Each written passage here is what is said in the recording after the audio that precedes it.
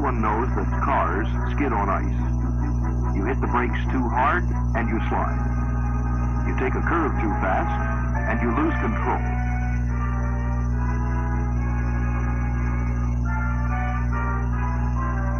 Cars are more liable to skid on wet pavement than on dry.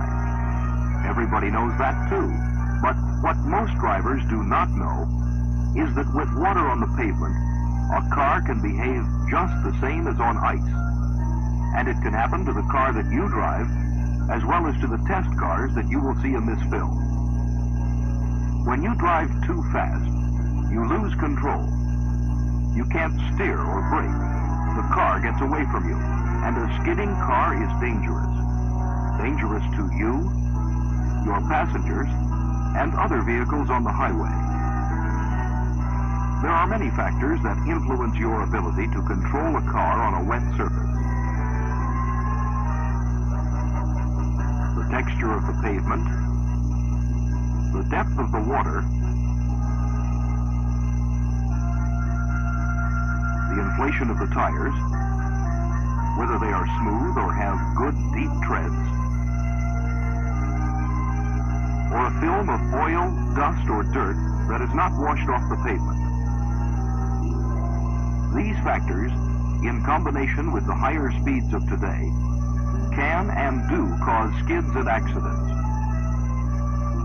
But of all of these factors, you are the most important. Only you can recognize the danger signals, and only you can do something about them.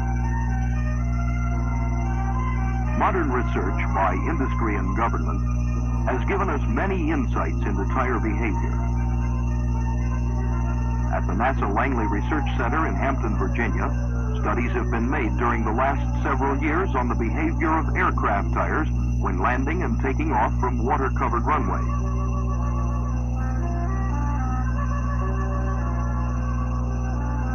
Actual test films show what happens. The wheels reach speed on dry pavement, but when they hit the flooded surface, they begin to slow down, because the tires are actually lifted up off the pavement and are riding on top of the water. This causes the wheels to spin down, and they may even come to a complete stop.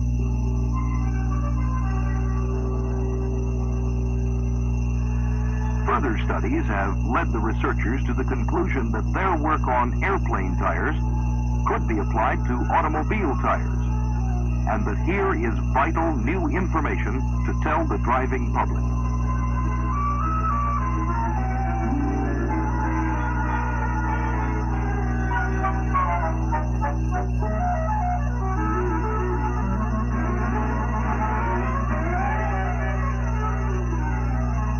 Tire behavior was studied by photographing the moving tire through a glass plate installed in the runway. Slow-motion films show the tire at a speed of 25 miles per hour in 1/2 inch of water. Here, as we look at the footprint of the tire against the glass, we can see that only part of the tire is in contact. Thus, even at 25 miles per hour, a partial loss of traction has occurred. By repeating the test at 50 miles per hour, we note the complete absence of contact between tire and glass. The tire is actually riding on a layer of water, and there is a complete loss of traction. This is called hydroplaning. Very simply, it means that the tire is riding on top of a film of water instead of on the pavement, just like this attractive skier. She is hydroplaning, riding on top of the water. Here, the upward force which the water exerts on the ski is dependent upon the speed of the ski. At this speed, the force is sufficient to keep the ski and the young lady on top of the water.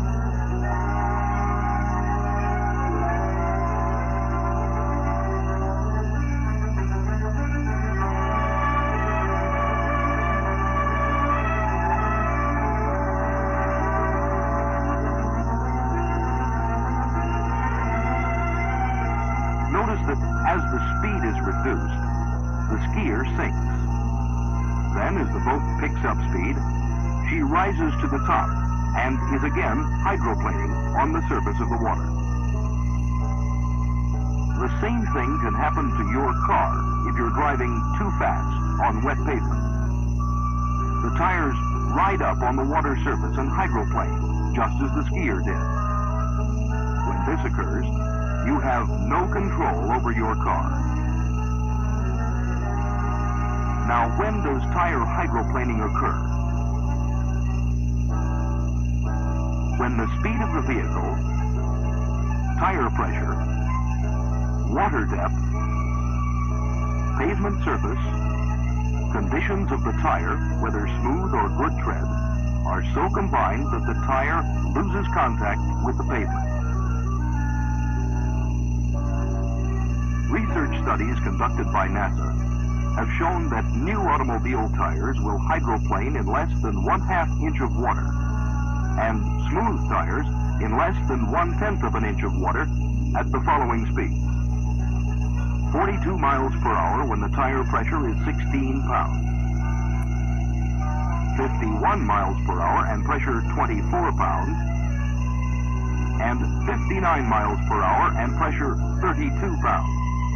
But recall that partial loss of traction occurs well below these speeds. Further research studies have been made by the engineers of a major tire company in England. And here in their test lab, you will see what happens to a tire under controlled conditions. A large drum starts to roll with a load of 800 pounds holding the tire against the drum.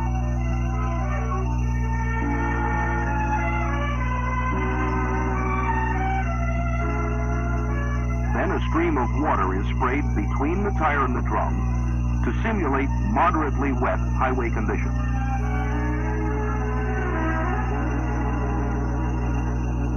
When the drum and tire speed is increased to 60 miles per hour, we see that the tire is losing traction and spinning down.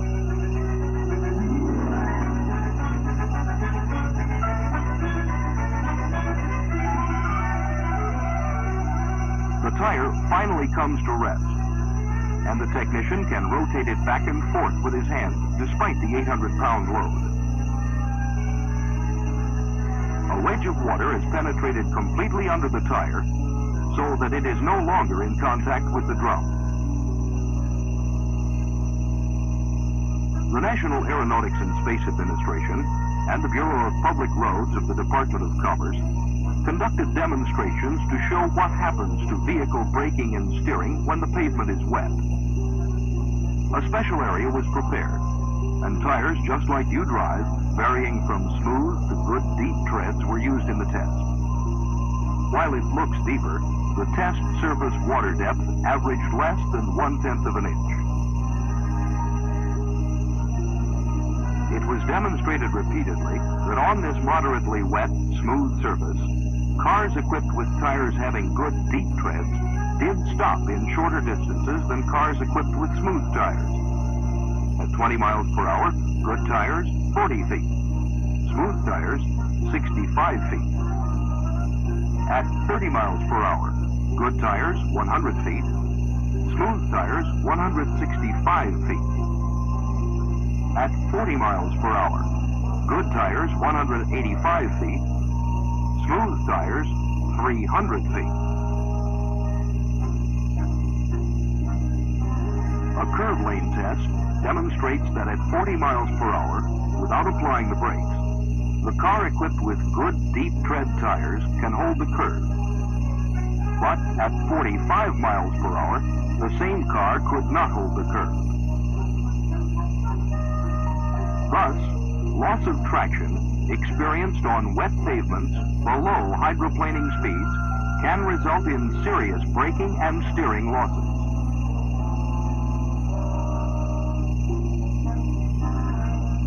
A change of lane test at 35 miles per hour on good deep treads demonstrates that the driver has control. But when the test is repeated on smooth tires, the driver cannot make the lane change at this speed and spins out of control. Thus, under these moderately wet conditions, the advantages of good deep treads are obvious. However, if the water depth or speed were increased, loss of traction would have occurred even with new tires. As a further demonstration that automobile tires do lose traction and hydroplane in the range of normal driving speeds, speedometers were connected to the front wheels of the test car, and the tires on the right were driven in deeper water than those on the left.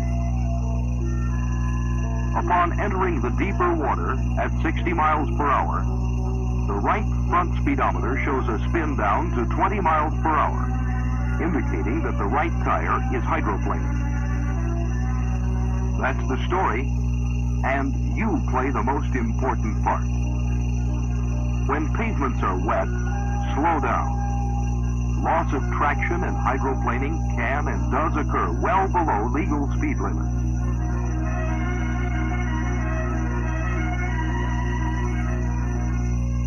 Use good tires. Be alert for wet spots, especially when you can see standing water. Increase following distances. Adjust your speed to road conditions. The highways are only as safe as you make them. Be a safe driver.